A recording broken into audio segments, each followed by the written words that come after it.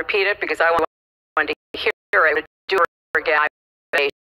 There is no evidence that anyone hacked the server I was using, and there is no evidence that anyone can point to at all.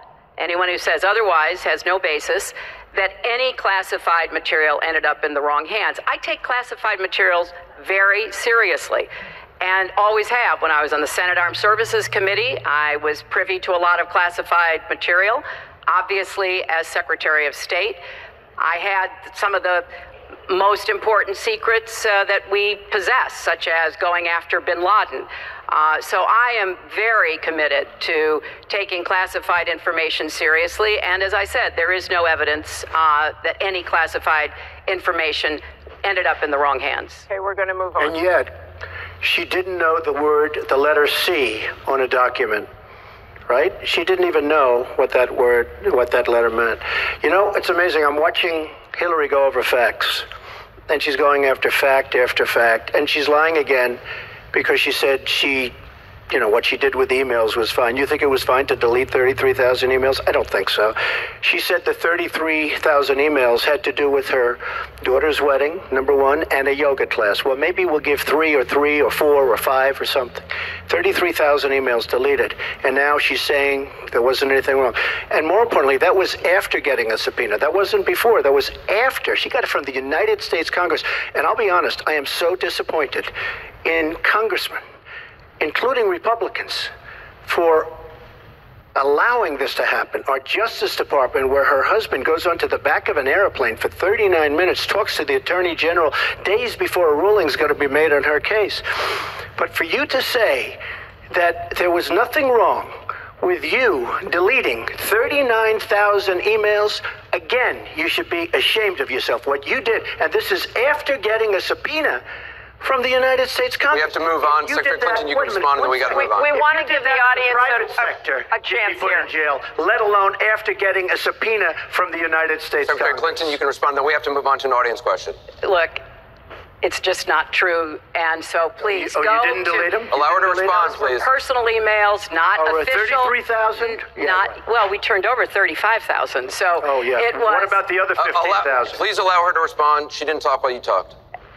Yes, that's true. I didn't. And I didn't in the first debate, and I'm going to try not to in this debate because I'd like to get to the questions that the people have brought here tonight to talk to us about. And get off this question. Okay, Donald, I know you're into big diversion tonight, anything to avoid talking about your campaign and the way it's exploding and the way Republicans are leaving you. But let's at least focus on some of the issues that people care about tonight. Let's get to their questions. We have a question here from Ken Karpowitz. He has a question about health care. Ken? I'd like to know, Anderson, why aren't you bringing up the emails? I'd like to know. Why aren't you getting brought up the emails? No, it hasn't. It hasn't. And it hasn't been finished at all. Ken Karpowitz has a question. It's nice to 1 on 3. Thank you. Affordable. The audience. Well, I think Donald was about to say he's going to solve it by repealing it and getting rid of the Affordable Care Act. And I'm going to fix it because I agree with you. Premiums have gotten too high, co-pays, deductibles, prescription drug costs, and I've laid out a series of actions that didn't happen before. So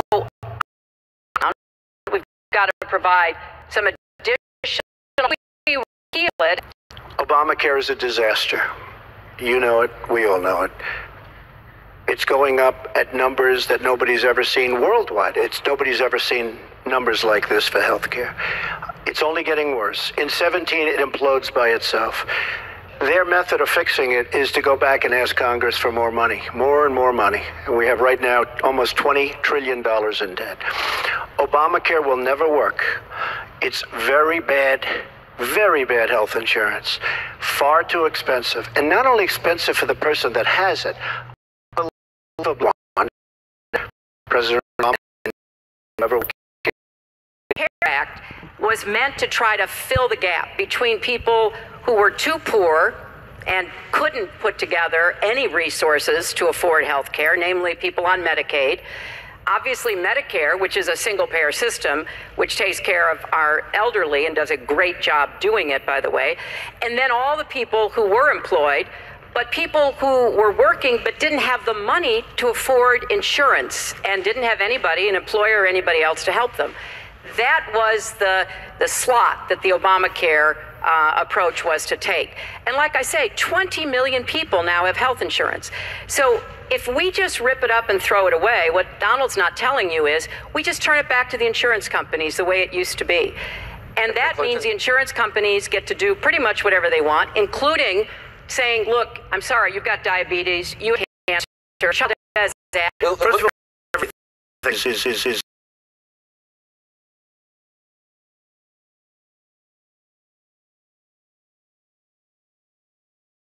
no longer mandating that every American get insurance.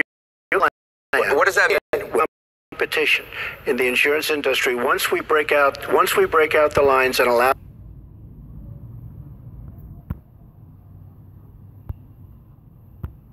mandate that Americans have to have health insurance? Those lines, the boundary lines around each state, and it was almost gone until just very toward the end of the passage of Obamacare. Which, by the way, was a fraud. You know that, because Jonathan Gruber, the architect of Obamacare, he said it was a great lie. It was a big lie. President Obama said you keep your doctor, you keep your plan. The whole thing was a fraud, and it doesn't work. But when we get rid of those lines, you have competition, and we will be able to keep pre-existing. We'll also be able to help people that don't have money, because we are going to have people protected. And Republicans feel this way, believe it or not, and strongly this way. We're going to block grant into the states. We're going to block grant into Medicaid into the states so that we will be able to take care of people without the necessary funds to take care of themselves. Thank you, Mr. Trump. We now go to Gorba Hamid with a question for both candidates. Hi. There are 3.3 million Muslims in the United States, and I'm one of them. You've mentioned working with Muslim nations, but with Islamophobia on the rise, how will you help people like me deal with the consequences of being labeled as a threat to the country after the election is over? Mr. Trump, you're first. Well, you're right about Islamophobia, and that's a shame. But one thing we have to do is we have to make sure that, because there is a problem. I mean, whether we like it or not, and we can be very politically correct, but whether we like it or not, there is a problem.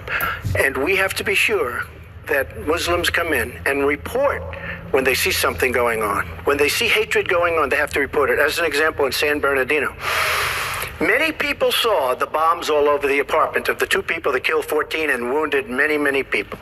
Horribly wounded. They'll never be the same.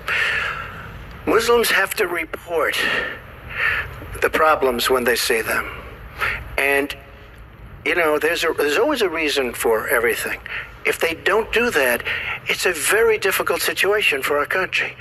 Because you look at Orlando, and you look at San Bernardino, and you look at the World Trade Center, go outside, you look at Paris, look at that horrible, these are radical Islamic terrorists. And she won't even mention the word, and nor will President Obama. He won't use the term radical Islamic terrorism. Now, to solve a problem, you have to be able to state what the problem is, or at least say the name. She won't say the name, and President Obama won't say the name, but the name is there. It's radical Islamic terror. And before you solve it, you have to say the name. Secretary Clinton. Well, thank you for asking your question. And I've heard this question from a lot of Muslim Americans across our country, because unfortunately, there's been a lot of very divisive, dark things said about Muslims. And even someone like Captain Khan, the young man who sacrificed himself defending our country in the United States Army, has been subject to attack by Donald. I want to say just a couple of things. First, we've had Muslims in America since George Washington. And we've had many successful Muslims. We just lost a particularly well-known one with Muhammad Ali. My vision of America is an America where everyone has a place. If you're willing to work hard, you do your part, you contribute to the community. That's what America is. That's what we want America to be for our children and our grandchildren. It's also very short-sighted and even dangerous to be engaging in the kind of demagogic rhetoric that Donald has about Muslims. We need American Muslims to be part of our eyes and ears on our front lines. I've worked with a lot of different Muslim groups around America. I've met with a lot of them, and I've heard how important it is for them to feel that they are wanted and included and part of our country, part of our homeland security, and that's what I want to see.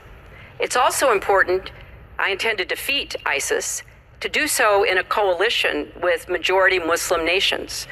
Right now, a lot of those nations are hearing what Donald says and wondering, why should we cooperate with the Americans? And this is a gift to ISIS and the terrorists, violent jihadist terrorists. We are not at war with Islam.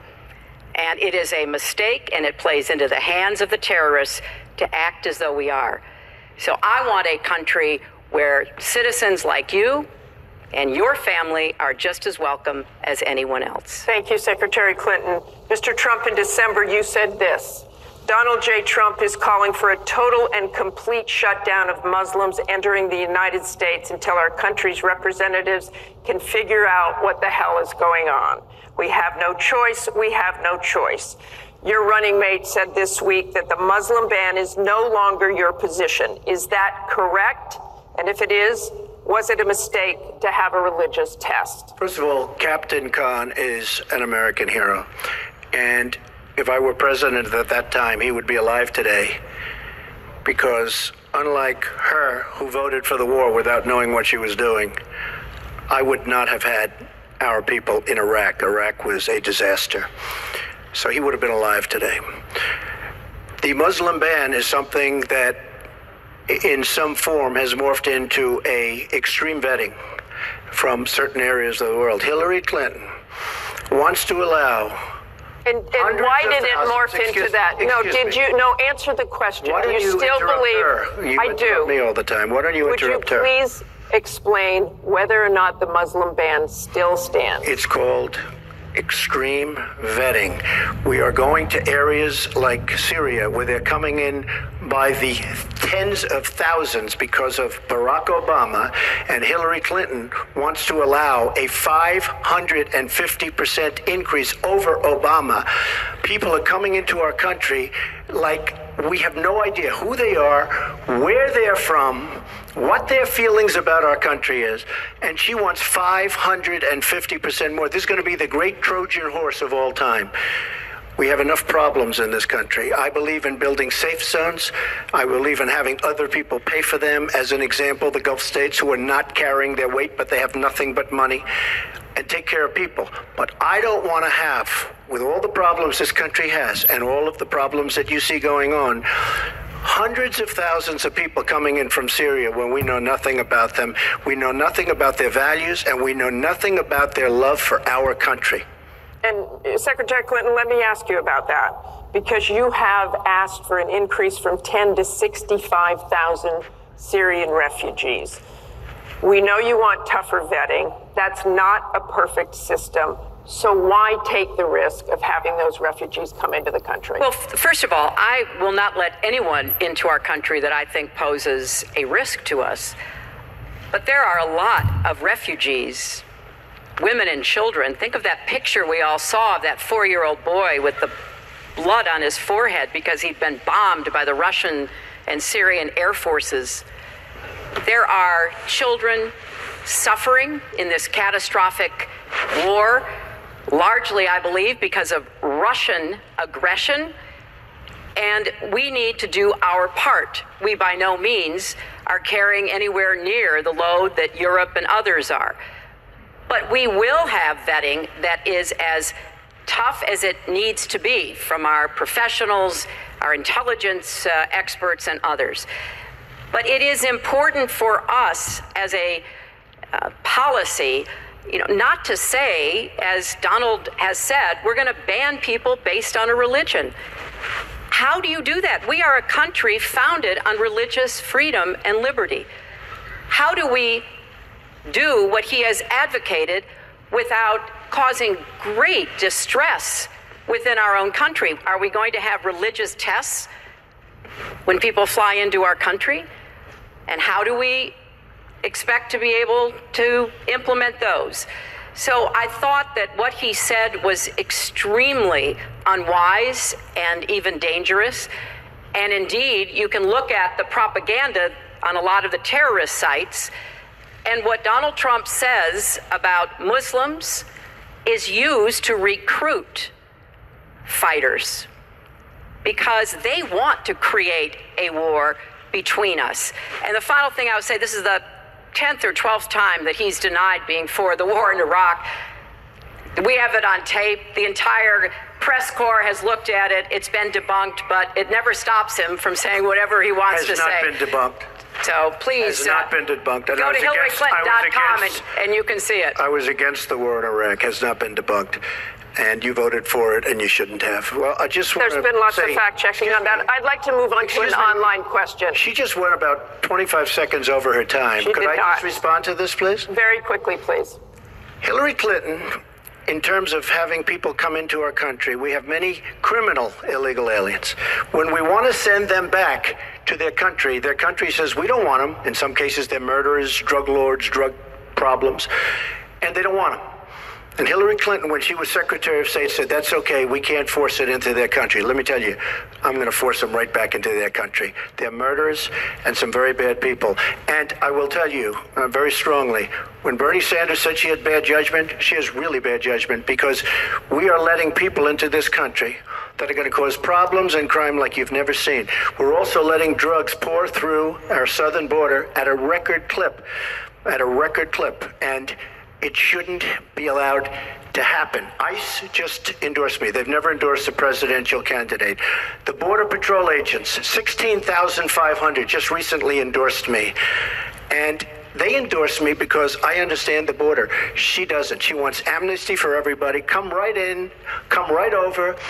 It's a horrible thing she's doing. She's got bad judgment, and honestly, so bad that she should never be president of the United States. That I can tell you. Thank you, Mr. Trump. I want to move on. This next question comes from the public through the Bipartisan Open Debate Coalition's online forum, where Americans submitted questions that generated millions of votes. This question involves WikiLeaks' release of purported excerpts of Secretary Clinton's paid speeches, which she has refused to release, and one line in particular in which you, Secretary Clinton, purportedly say you need both a public and private position on certain issues. So, two from Virginia asks, is it okay for politicians to be two-faced? Is it acceptable for a politician to have a private stance on issues? Secretary Clinton, well, your 2 minutes. Right. As I recall, that was something I said about Abraham Lincoln after having seen the wonderful Steven Spielberg movie called Lincoln. It was a master class watching President Lincoln get the Congress to approve the 13th Amendment. It was principled and it was strategic. And I was making the point that it is hard sometimes to get the Congress to do what you want to do, and you have to keep working at it. And yes, President Lincoln was trying to convince some people. He used some arguments. Convincing other people, he used other arguments. That was a great, I thought, a great display of presidential leadership. But, you know, let's talk about what's really going on here, Martha, because our intelligence community just came out and said in the last few days that the Kremlin, meaning Putin and the Russian government, are directing the attacks, the hacking on American accounts to influence our election. And WikiLeaks is part of that, as are other sites where the Russians hack information. We don't even know if it's accurate information, and then they put it out. We have never in the history of our country been in a situation where an adversary, a foreign power, is working so hard to influence the outcome of the election. And believe me, they're not doing it to get me elected. They're doing it to try to influence the election for Donald Trump. Now, maybe because he has praised Putin, maybe because he says he agrees with a lot of what Putin wants to do, maybe because he wants to do business in Moscow. I don't know the reasons. But we deserve answers. And we should demand that Donald release all of his tax returns so that people can see what are the entanglements and the financial relationships. We're going to get to that later. That he has Secretary with Clinton, Russians and you're out other of time. foreign powers. Well, I think I should Mr. respond Trump. because it's so ridiculous. Look, now she's blaming. She got caught in a total lie. Her papers went out to all her friends at the banks, Goldman Sachs and everybody else, and she said things, WikiLeaks, that just came out.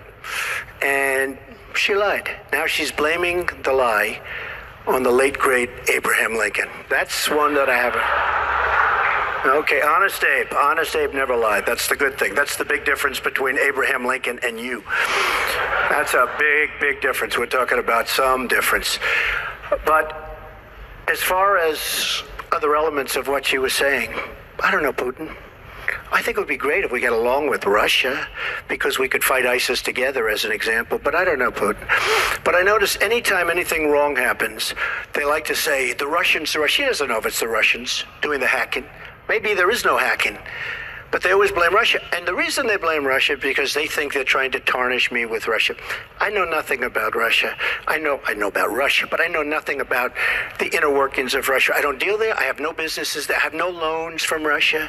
I have a very, very great balance sheet. So great that when I did the old post office on Pennsylvania Avenue, the United States government, because of my balance sheet, which they actually know very well, chose me to do the old post office between the White House and Congress, chose me to do the old post office. One of the primary things, in fact, perhaps the primary thing, was balance sheet. But I have no loans with Russia. You could go to the United States government and they would probably tell you that because they know my sheet very well. In order to get that development, I had to have. Now, the taxes are a very simple thing. As soon as I have, first of all, I pay hundreds of millions of dollars in taxes. Many of our friends took bigger deductions. Warren Buffett took a massive deduction. Soros, who's a friend of hers, took a massive deduction. Many of the people that are giving her all this money that she can do many more commercials than me, took massive deductions. I pay hundreds of millions of dollars in taxes, but as soon as my routine audit's finished, I'll release my returns. I'll be very proud to. Thank you, Mr. Trump. We've got we're on turn, actually, the topic of taxes. We have a question from Spencer Moss. Spencer? Good evening. My question is, what specific tax provisions will you change to ensure the wealthiest Americans pay their fair share in taxes? Mr. Trump, you have 2 minutes. Well, one thing I do is get rid of carried interest. One of the greatest provisions for people like me, to be honest with you. I give up a lot when I run because I knock out the tax code. And she could have done this years ago, by the way. She was a United States senator. She complains that Donald Trump took advantage of the tax code. Well, why didn't she change it? Why didn't you change it when you were a senator? The reason you didn't is that all your friends take the same advantage that I do. And I do. You have provisions in the tax code that, frankly, we could change. But you wouldn't change it because all of these people give you the money so you can take negative ads on Donald Trump. And I say that about a lot of things. You know, I've heard Hillary complaining about so many different things over the years. I wish you'd have done this. But she's been there for 30 years. She's been doing this stuff. She never changed, and she never will change. She never will change. We're getting rid of carried interest provisions.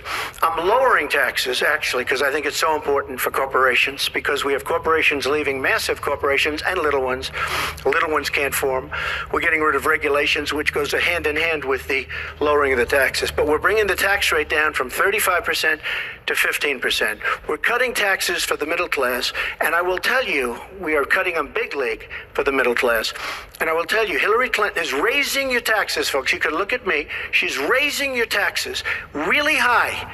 And what that's going to do is a disaster for the country. But she is raising your taxes and I'm lowering your taxes. That in itself is a big difference. We are going to be thriving again. We have no growth in this country. There's no growth. If China has a GDP of 7%, it's like a national catastrophe. We're down at 1%. And that's like no growth. And we're going lower, in my opinion. And a lot of it has to do with the fact that our taxes are so high, just about the highest in the world. And I'm bringing them down to one of the lower in the world. And I think it's so important, one of the most important things we can do. But she is raising everybody's taxes massively. Secretary Clinton, you have 2 minutes. The question was, what specific tax provisions will you change to ensure the wealthiest Americans pay their fair share of taxes? Well, everything you've heard just now from Donald is not true. I'm sorry I have to keep saying this, but he lives in an alternative reality.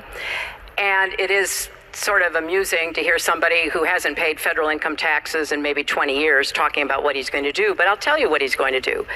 His plan will give the wealthy and corporations the biggest tax cuts they've ever had, more than the Bush tax cuts by at least a factor of 2. Donald always takes care of Donald and people like Donald, and this would be a massive gift. And indeed, the way that he talks about his tax cuts would end up raising taxes on middle-class families, millions of middle-class families. Now, here's what I want to do.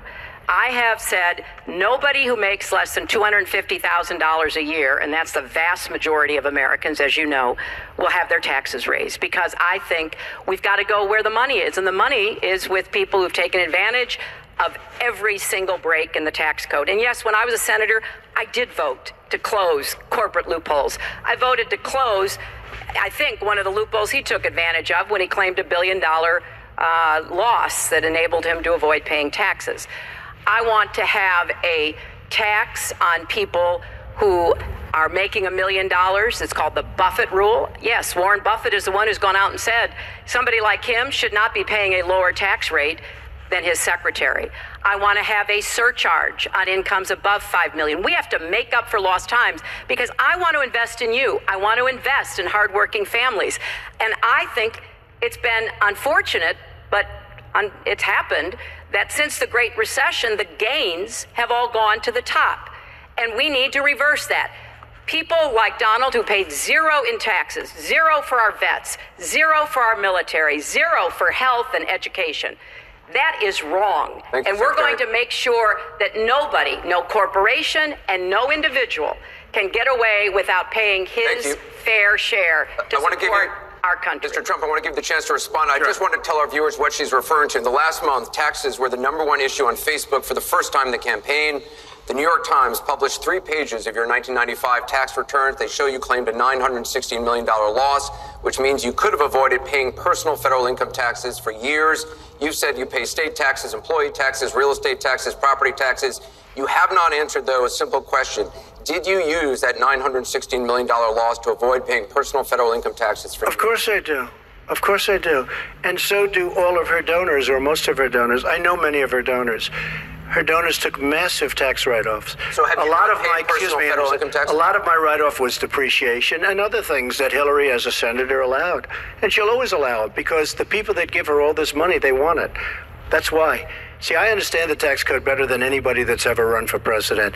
Hillary Clinton, and it's extremely complex, Hillary Clinton has friends that want all of these provisions, including they want the carried interest provision, which is very important to Wall Street people, but they really want the carried interest provision, which I believe Hillary's leaving. It's very interesting why she's leaving carried interest, but I will tell you that, number one, I pay tremendous numbers of taxes. I absolutely used it, and so did Warren Buffett, and so did George Soros, and so did many of the other people that Hillary is getting money from. Now, I won't mention their names because they're rich, but they're not famous, so we won't make them famous. Can you say how many years you have avoided paying personal federal income taxes? No, but I pay tax, and I pay federal tax, too. But I have a write-off. A lot of it's depreciation, which is a wonderful charge. I love depreciation. You know, she's given it to us. Hey, if she had a problem, for 30 years she's been doing this, Anderson. I say it all the time. She talks about health care. Why didn't she do something about it? She talks about taxes. Why didn't she do something about it? She doesn't do anything about anything other than talk. With her, it's all talk and no action. In the past, and again, Bernie Sanders, it's really bad judgment. She has made bad judgment not only on taxes, she's made bad judgments on Libya, on Syria, on Iraq. I mean, her and Obama, whether you like it or not, the way they got out of Iraq, the vacuum they've left, that's why ISIS formed in the first place. They started from that little area, and now they're in 32 different nations, Hillary. Congratulations. Great job. I want you to be able to respond, Secretary Clinton. Well, here we go again. I've been in favor of getting rid of carried interest for years, starting when I was a senator from New York.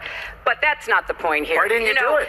Why didn't you do it? Allow her to respond. Because I was a senator with a Republican president. Oh, really? I will be the you president. You could have done it. If you were an effective, if you were an effective senator, you could have done it. If you were an effective senator, you could have done it. But you were not an effective. Please allow her to respond. She didn't interrupt you. You know, under our Constitution, presidents have something called veto power. Look, he has now said repeatedly, 30 years this and 30 years that. So let me talk about my 30 years in public service. I'm very glad to do so. 8 million kids every year have health insurance because when I was First Lady, I worked with Democrats and Republicans to create the Children's Health Insurance Program.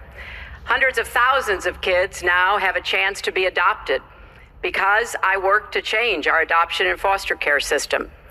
After 9/11, I went to work with Republican mayor, governor, and president to rebuild New York and to get health care for our first responders who were suffering because they had run toward danger and gotten sickened by it. Hundreds of thousands of National Guard and Reserve members have health care because of work that I did. And children have safer medicines because I was able to pass a law that required the dosing to be more carefully done. When I was Secretary of State, I went around the world advocating for our country, but also advocating for women's rights to make sure that women had a decent chance to have a better life, and negotiated a treaty with Russia to lower nuclear weapons. 400 pieces of legislation have my name on it as a sponsor or co-sponsor when I was a senator for 8 years. I worked very hard and was very proud to be reelected in New York by an even bigger margin than I had been elected the first time. And as president, I will take that work, that bipartisan work, that finding common ground, because you have to be able to get along with people to get things done in Washington. Thank you, Secretary. And I've proven that I can. And for 30 years, I've produced results for people. Thank you, Secretary. We're going to move on to Syria. Both of you have mentioned that. She said a lot of things. I mean, I think we should be allowed to maybe... Mr. Trump, we're going to go on. This is about the audience. Disaster as a senator. Mr. Trump, we're going to move on. The heartbreaking video of a 5-year-old Syrian boy named Amran sitting in an ambulance after being pulled from the rubble after an airstrike in Aleppo focused the world's attention on the horrors of the war in Syria, with 136 million views on Facebook alone. But there are much worse. 100 people have been killed, at least 100 of them children. Just days ago, the State Department called for a war crimes investigation of the Syrian regime of Bashar al-Assad and its ally, Russia, for their bombardment of Aleppo. So this next question comes from social media through Facebook. Diane from Pennsylvania asks, if you were president, what would you do about Syria and the humanitarian crisis in Aleppo?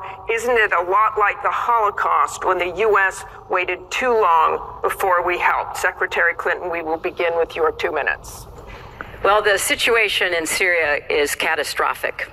And every day that goes by, we see the results of the regime by Assad in partnership with the Iranians on the ground, the Russians in the air, bombarding places, in particular Aleppo, where there are hundreds of thousands of people, probably about 250,000 still left. And there is a determined effort by the Russian Air Force to destroy Aleppo in order to eliminate the last of the Syrian rebels who were really holding out against the Assad regime. Russia hasn't paid any attention to ISIS. They're interested in keeping Assad in power. So when I was Secretary of State, advocated, and I advocate today, a no-fly zone and safe zones. We need some leverage with the Russians because they're not going to come to the negotiating table for a diplomatic resolution unless there is some leverage over them. And we have to work more closely with our partners and allies on the ground. But I want to emphasize that what is at stake here is the ambitions and the aggressiveness of Russia. Russia has decided that it's all in Syria. And they've also decided who they want to see become president of the United States, too, and it's not me. I've stood up to Russia. I've taken on Putin and others, and I would do that as president. I think wherever we can cooperate with Russia, that's fine, and I did as Secretary of State. That's how we got a treaty reducing nuclear weapons. It's how we got the sanctions on Iran that put a lid on the Iranian nuclear program without firing a single shot. So I would go to the negotiating table with more leverage than we have now. But I do support the effort to investigate for crimes, war crimes committed by the Syrians and the Russians and try to hold them accountable. Thank you, Secretary Clinton. First of all, Mr. she Trump. was there as Secretary of State with the so-called line in the sand, which... No, I wasn't. I was gone. I hate to interrupt you, but you at were in some contact, point, excuse me. At some point, we need to You do were in some total fact-checking contact here. with the White House. And perhaps, sadly, Obama probably still listened to you. I don't think he'd be listening to you very much anymore. Obama draws the line in the sand. It was laughed at all over the world what happened. Now, with that being said, she talks tough against Russia. But our nuclear program has fallen way behind, and they've gone wild with their nuclear program. Not good. Our government shouldn't have allowed that to happen. Russia is new in terms of nuclear. We are old, we're tired, we're exhausted in terms of nuclear. A very bad thing. Now, she talks tough. She talks really tough against Putin and against Assad. She talks in favor of the rebels. She doesn't even know who the rebels are. You know, every time we take rebels, whether it's in Iraq or anywhere else, we're arming people. And you know what happens? They end up being worse than the people. Look at what she did in Libya with Gaddafi. Gaddafi's out. It's a mess. And by the way, ISIS has a good chunk of their oil. I'm sure you probably have heard that. It was a disaster. Because the fact is, almost everything she's done in foreign policy has been a mistake, and it's been a disaster. But if you look at Russia, just take a look at Russia, and look at what they did this week, where I agree she wasn't there, but possibly she's consulted. We sign a peace treaty. Everyone's all excited. Well, what Russia did with Assad, and by the way, with Iran, who you made very powerful with the dumbest deal perhaps I've ever seen in the history of deal making, the Iran deal with $150 billion, with the $1.7 billion in cash, which is enough cash to fill up this room. But look at that deal. Iran now and Russia are now against us. So she wants to fight. She wants to fight for rebels. There's only one problem. You don't even know who the rebels are. Mr. Trump, So Mr. what's Trump, the your purpose? 2 And minutes one thing is I have up. to say, Your 2 minutes I don't is like up. Assad at all, but Assad is killing ISIS. Russia is killing ISIS. And Iran is killing ISIS. And those three have now lined up because of our weak foreign policy. Mr. Trump, let me repeat the question. If you were president, what would you do about Syria and the humanitarian crisis in Aleppo? And I want to remind you what your running mate said. He said provocations by Russia need to be met with American strength, and that if Russia continues to be involved in airstrikes along with the Syrian government forces of Assad, the United States of America should be prepared to use military force to strike the military targets of the Assad regime. Okay. He and I haven't spoken, and I disagree. I disagree. You disagree with your running I think mate. we have to knock out ISIS. Right now, Syria is fighting ISIS. We have people that want to fight both at the same time. But Syria is no longer Syria. Syria is Russia, and it's Iran, who she made strong, and Kerry and Obama made into a very powerful nation and a very rich nation very, very quickly, very, very quickly.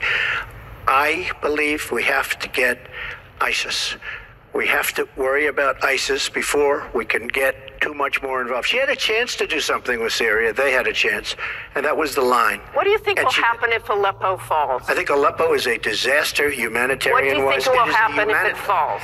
I think that it basically has fallen, okay? It basically has fallen. Let me tell you something. You take a look at Mosul. The biggest problem I have with the stupidity of our foreign policy. We have Mosul. They think a lot of the ISIS leaders are in Mosul. So we have announcements coming out of Washington and coming out of Iraq. We will be attacking Mosul in 3 weeks or 4 weeks. Well, all of these bad leaders from ISIS are leaving Mosul.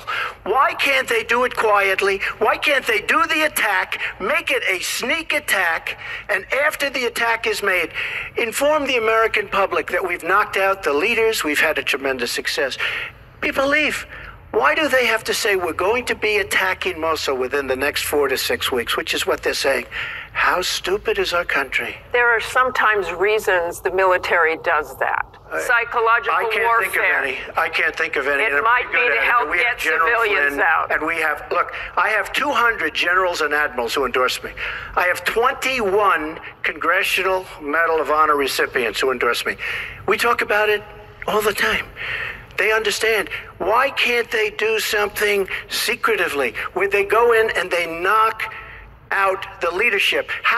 Why would these people stay there? I've been reading now Tell for me weeks. what your strategy now is. for weeks about Mosul, that it's the harbor of where, between Raqqa and Mosul. This is where they think the ISIS leaders are. Why would they be staying? They're not staying there anymore. They're gone. Because everybody's talking about how Iraq, which is us with our leadership, goes in to fight Mosul. Now, with these 200 admirals and generals, they can't believe it. All I say is this: General George Patton, General Douglas MacArthur are spinning in their grave at the stupidity of what we're doing in the Middle East. I'm going to go to Secretary Clinton. Secretary Clinton, you want Assad to go. You advocated arming rebels, but it looks like that may be too late for Aleppo. You talk about diplomatic efforts. Those have failed. Ceasefires have failed. Would you introduce the threat of U.S. military force beyond a no-fly zone against the Assad regime to back up diplomacy? I would not use American ground forces in Syria. I think that would be a very serious mistake. I don't think American troops should be holding territory, which is what they would have to do as an occupying force. I don't think that is a smart strategy.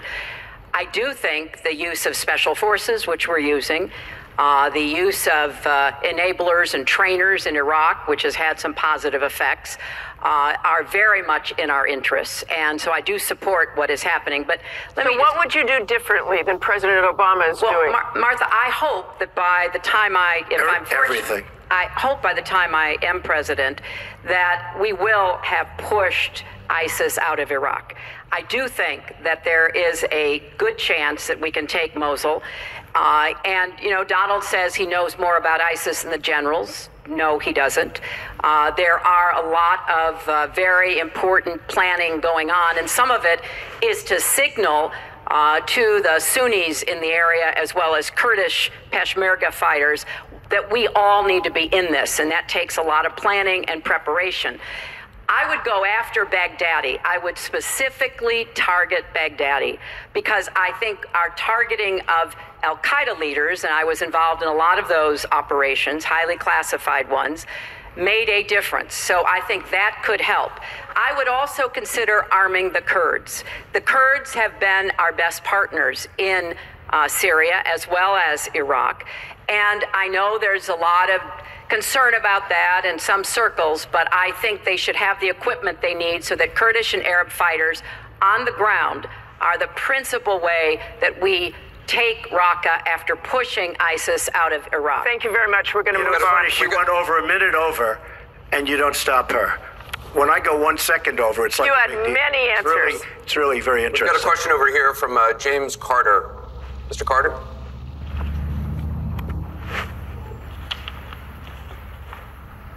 My question is, do you believe you can be a devoted president to all the people in the United States? That question begins for Mr. Trump. Absolutely.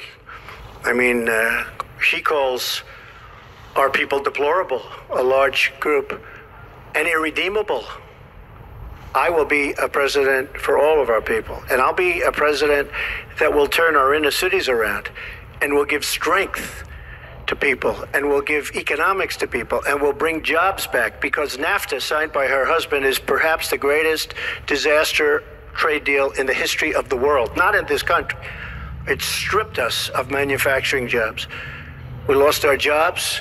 We lost our money. We lost our plants. It is a disaster. And now she wants to sign TPP, even though she says now she's for it. She called it the gold standard. And by the way, at the last debate, she lied, because it turned out that she did say the gold standard, and she said she didn't say it. They actually said that she lied. okay? And she lied, but she's lied about a lot of things. I would be a president for all of the people, African Americans, the inner cities. Devastating what's happening to our inner cities. She's been talking about it for years. As usual, she talks about it, nothing happens. She doesn't get it done. Same with the Latino Americans, the Hispanic Americans, the same exact thing. They talk, they don't get it done. You go into the inner cities and you see it's 45% poverty. African Americans now, 45% poverty in the inner cities. The education is a disaster. Jobs are essentially non-existent. I mean, it's, you know, I've been saying at big speeches where I have 20 and 30,000 people, what do you have to lose? It can't get any worse. And she's been talking about the inner cities for 25 years. Nothing's going to ever happen. Let me tell you, if she's president of the United States, nothing's going to happen. It's just going to be talk. And all of her friends, the taxes we were talking about, and I would just get it by osmosis. She's not doing any me favors.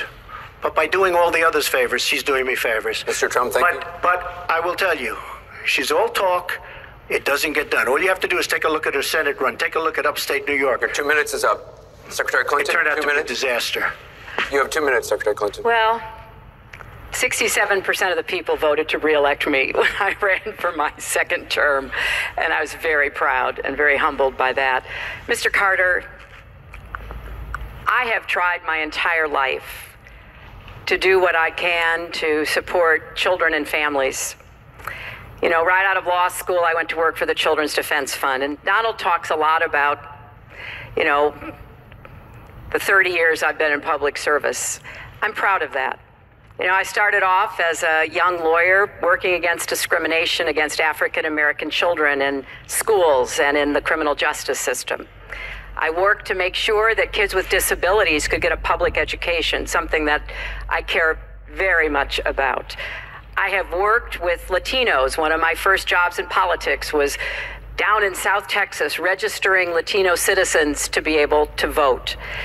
So I have a deep devotion, to use your absolutely correct word, to making sure that every American feels like he or she has a place in our country. And I think when you look at the letters that I get, a lot of people are worried that maybe they wouldn't have a place in Donald Trump's America. They write me, and one woman wrote me about her son, Felix. She adopted him from Ethiopia when he was a toddler. He's 10 years old now. This is the only country he's ever known. And he listens to Donald on TV, and he said to his mother one day, will he send me back to Ethiopia if he gets elected? You know, children listen to what is being said, to go back to the very, very first question. And there's a lot of fear that, in fact, teachers and parents are calling it the Trump effect. Bullying is up. A lot of people are feeling, you know, uneasy. A lot of kids are expressing their concerns. So first and foremost, I will do everything I can to reach out to everybody, Democrats, Republicans, independents, people across our country. If you don't vote for me, I still want to be your president. I want to be the best president I can be for every American. Secretary Clinton, your 2 minutes is up. I want to follow up on something that Donald Trump actually said to you, a comment you made last month. You said that half of Donald Trump's supporters are, quote, deplorables, racist, sexist, homophobic, xenophobic, Islamophobic. You later said you regretted saying half. You didn't express regret for using the term deplorables. To Mr. Carter's question, how can you unite a country if you've written off tens of millions of Americans? Well, within hours, I said that I was sorry about the way I talked about that, because my argument is not with his supporters. It's with him and with the hateful and divisive campaign that he has run, and the inciting of violence at his rallies, and the very brutal kinds of comments about not just women, but all Americans, all kinds of Americans. And what he has said about African Americans and Latinos, about Muslims, about POWs, about immigrants, about people with disabilities, he's never apologized for. And so I do think that a lot of the tone and tenor that he has said, I'm proud of the campaign that Bernie Sanders and I ran. We ran a campaign based on issues, not insults, and he is supporting me 100%. Thank you. Because we talked about what we wanted to do. We might have had some differences, And we had a lot of Thank you, debates, Secretary. but we believed that we could make the country better, and I was proud of that. I'll give you a minute, 20 seconds. We have a divided nation. We have a very divided nation. You look at Charlotte, you look at Baltimore, you look at the violence that's taking place in the inner cities, Chicago. You take a look at Washington, D.C. We have a increase in murder within our cities, the biggest in 45 years. We have a divided nation because people like her, and believe me, she has tremendous hate in her heart. And when she said deplorables, she meant it. And when she said irredeemable, they're irredeemable. You didn't mention that. But when she said they're irredeemable, to me, that might have been even worse. She said some of them are irredeemable. She's got tremendous hatred. And this country cannot take another 4 years of Barack Obama, and that's what you're getting with her. Mr. Trump, let me follow up with you. In 2008, you wrote in one of your books that the most important characteristic of a good leader is discipline. You said if a leader doesn't have it, quote, he or she won't be one for very long.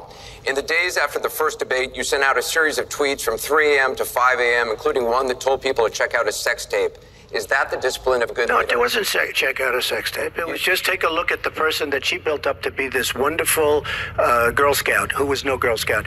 By the way, just so you understand, when she said 3 o'clock in the morning, take a look at Benghazi. She said, who's going to answer the call at 3 o'clock in the morning? Guess what?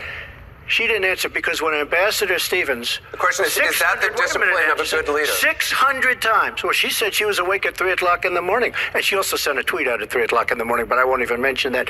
But she said she'll be awake. Who's the famous thing? We're going to answer our call at 3 o'clock in the morning. Guess what happened? Ambassador Stevens sent 600 requests for help. And the only one she talked to was Sidney Blumenthal, who's her friend, and not a good guy, by the way. So, you know, she shouldn't be talking about that. Now, tweeting happens to be a modern day form of communication. I mean, you can like it or not like it. I have, between Facebook and Twitter, I have almost 25 million people.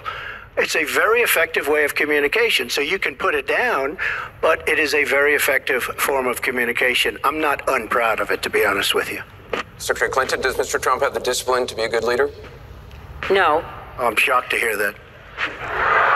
Well, it's not only my opinion, it's the opinion of many others, national security experts, Republicans, former Republican members of Congress. But it's in part because those of us who have had the great privilege of seeing this job up close and know how difficult it is, and it's not just because I watched my husband take a $300 billion deficit and turn it into a $200 billion surplus, and 23 million new jobs were created, and incomes went up for everybody. Everybody. African-American incomes went up 33%. And it's not just because I worked with George W. Bush after 9/11. And I was very proud that when I told him what the city needed, what we needed to recover, he said, you've got it, and he never wavered. He stuck with me. And I have worked, and I admire President Obama. He inherited the worst financial crisis since the Great Depression. That was a terrible time for our country. We have to move along. 9 million people lost their jobs, 5 million homes were lost, Secretary and Clinton, we're $13 moving trillion in family wealth was wiped out. We are back on the right track.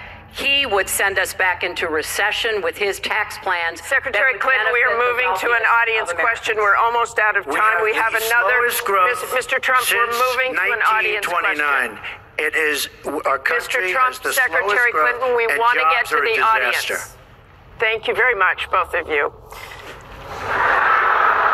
We have another audience question. Beth Miller has a question for both candidates. Good evening. Perhaps the most important aspect of this election is the Supreme Court justice. What would you prioritize as the most important aspect of selecting a Supreme Court justice? We begin with your 2 minutes, Secretary Clinton. Thank you. Well, you're right. This is one of the most important issues in this election. I want to appoint Supreme Court justices who understand the way the world really works, who have real life experience, who have not just been in a big law firm and maybe clerked for a judge and then gotten on the bench, but maybe they tried some more cases. They actually understand what people are up against, because I think the current court has gone in the wrong direction. And so I would want to see the Supreme Court reverse Citizens United and get dark, unaccountable money out of our politics. Donald doesn't agree with that. I would like the Supreme Court to understand that voting rights are still a big problem in many parts of our country, that we don't always do everything we can to make it possible for people of color and older people and young people to be able to exercise their franchise. I want a Supreme Court that will stick with Roe v. Wade and a woman's right to choose, and I want a Supreme Court that will stick with marriage equality.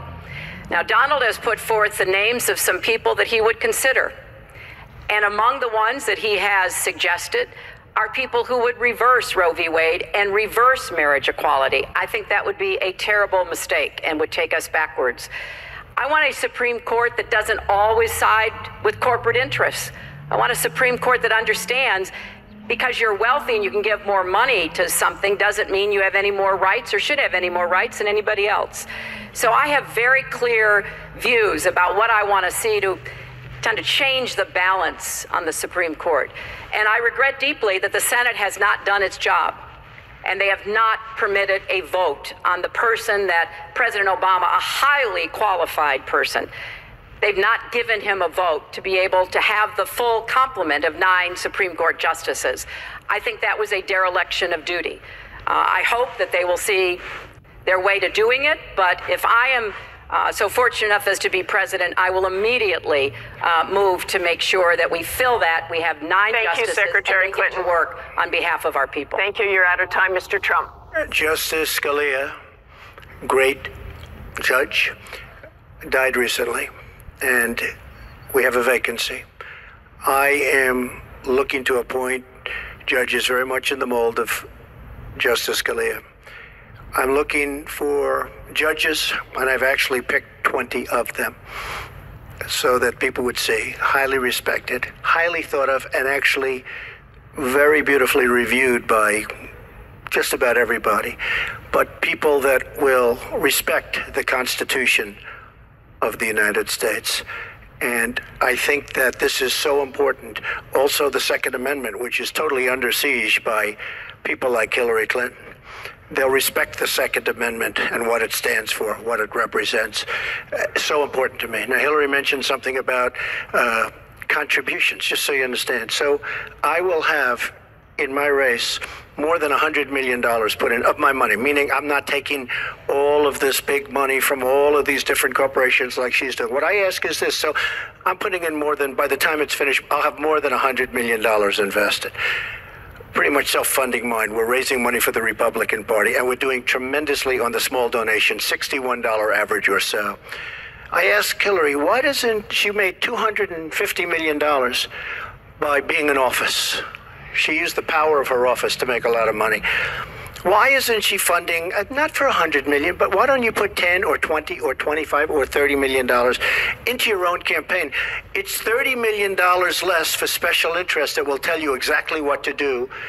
And it would really, I think, be a nice sign to the American public. Why aren't you putting some money in? You have a lot of it. You've made a lot of it because of the fact that you've been in office.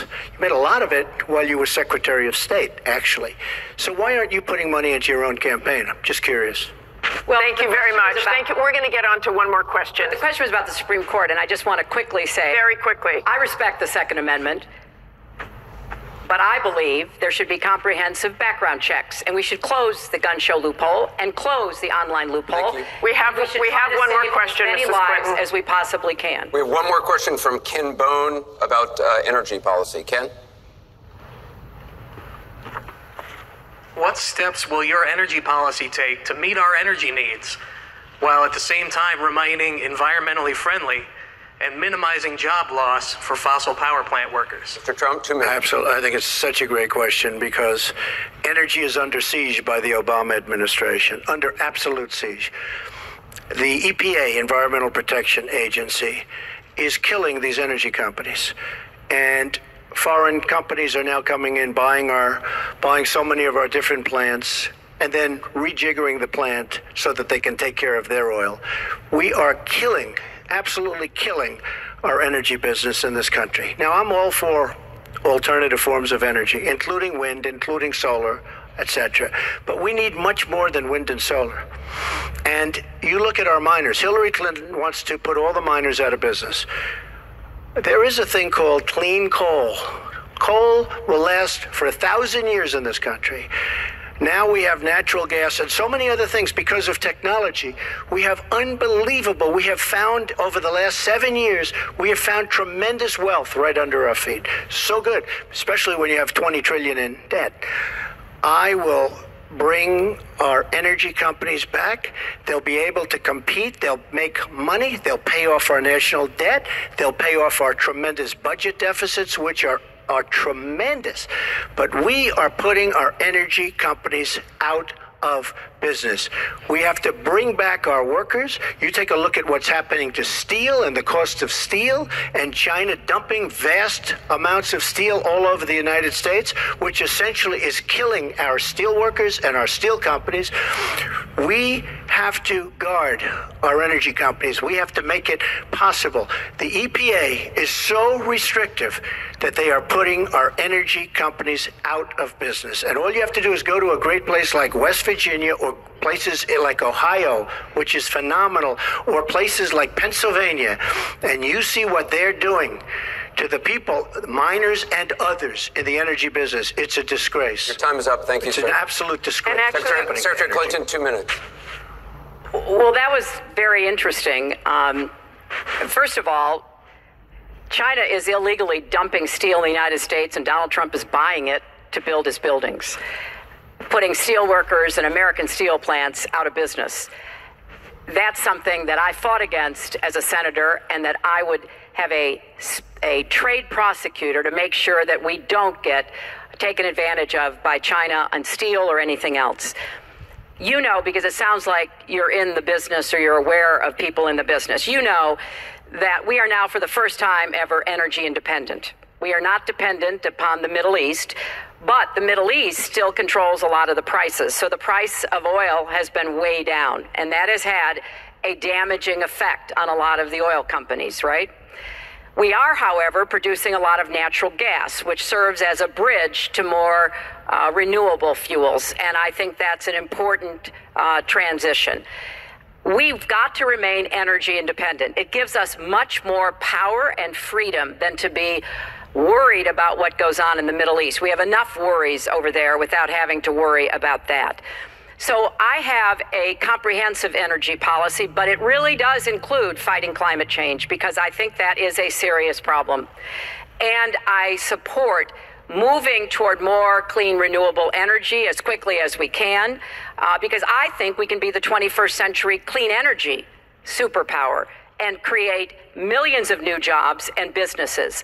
But I also want to be sure that we don't leave people behind. That's why I'm the only candidate from the very beginning of this campaign who had a plan to help us revitalize coal country, because those coal miners and their fathers and their grandfathers, they dug that coal out. A lot of them lost their lives. They were injured, but they turned the lights on and they powered our factories. I don't want to walk away from them, so we've got to do something for them. But the price of coal is down worldwide. So we have to look at this comprehensively, and that's exactly what I have proposed. I hope you will go to HillaryClinton.com and we have my entire policy. One more audience question. We've sneaked in one more question, and it comes from Carl Becker.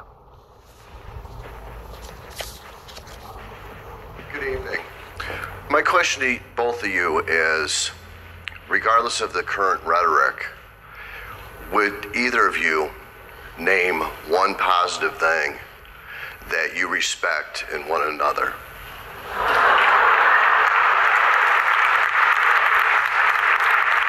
Mr. Trump, would you like to go first? Well, I certainly will, because I think that's a very fair and important question. Look, I respect his children. His children are incredibly able and devoted, and I think that says a lot about Donald. I don't agree with nearly anything else he says or does, but I do respect that. And I think that is something that as a mother and a grandmother is very important to me. So I believe that this election has become in part so conflict-oriented, so intense, because there's a lot at stake. This is not an ordinary time, and this is not an ordinary election. We are going to be choosing a president who will set policy for not just 4 or 8 years, but because of some of the important decisions we have to make here at home and around the world, from the Supreme Court to energy and so much else. And so there is a lot at stake. It's one of the most consequential elections that we've had.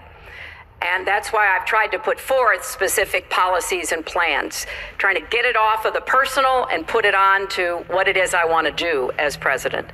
And that's why I hope people will check on that for themselves so that they can see that, yes, I've spent 30 years, actually maybe a little more, working to help kids and families, and I want to take all that experience to the White House and do that every single day. Mr. Trump. Well, I consider her statement about my children to be a very nice compliment. I don't know if it was meant to be a compliment, but it is a great. I'm very proud of my children. And they've done a wonderful job, and they've been wonderful, wonderful kids. So I consider that a compliment. I will say this about Hillary. She doesn't quit. She doesn't give up. I respect that. I tell it like it is. She's a fighter. I disagree with much of what she's fighting for. I do disagree with her judgment in many cases. But she does fight hard, and she doesn't quit, and she doesn't give up, and I consider that to be a very good trait. Thanks to both of you. I want to thank both the candidates. I want to thank the university here. This concludes the town hall meeting. Our thanks to the candidates, the commission, Washington University, and to everybody who watched. Please tune in on October 19th for the final presidential debate that will take place at the University of Nevada, Las Vegas. Good night, everyone.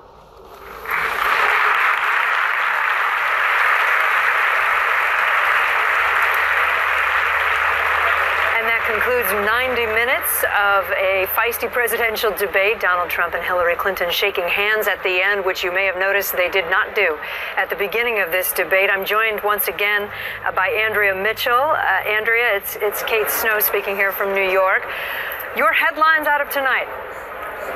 Well, that was one of the most contentious, difficult, I can't even recall a debate ever